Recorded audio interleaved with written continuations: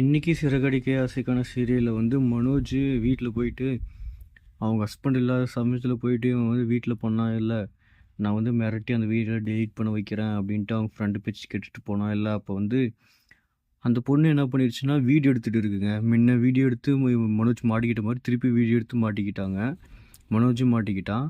அப்புறமா இவன் வந்து போலீஸ் ஸ்டேஷனில் வந்து அந்த பொண்ணு போய் அந்த பொண்ணும் அவங்க ஹஸ்பண்டும் கம்ப்ளைண்ட் கொடுத்துட்றாங்க.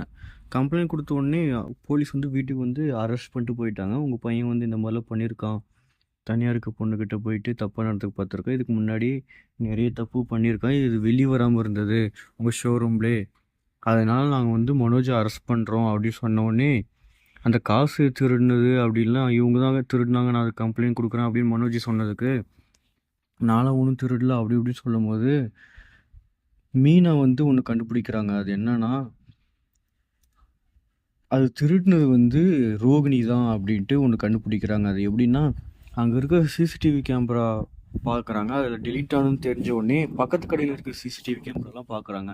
அது எப்படி, எப்போ தொலைஞ்சிருக்கு, எங்கே தொலைஞ்சிருக்கு, எவ்வளோ டைமுக்கு ரோகிணி வராங்க போகிறாங்க அப்படின்லாம் எல்லாம் செக் பண்ணி முத்துவும் மீனாவும் அது கண்டுபிடிச்சி அதுக்கப்புறமா அது மனோஜ் வந்து போலீஸ் பிடிச்சிட்டு போகிறப்ப சொல்கிறாங்க.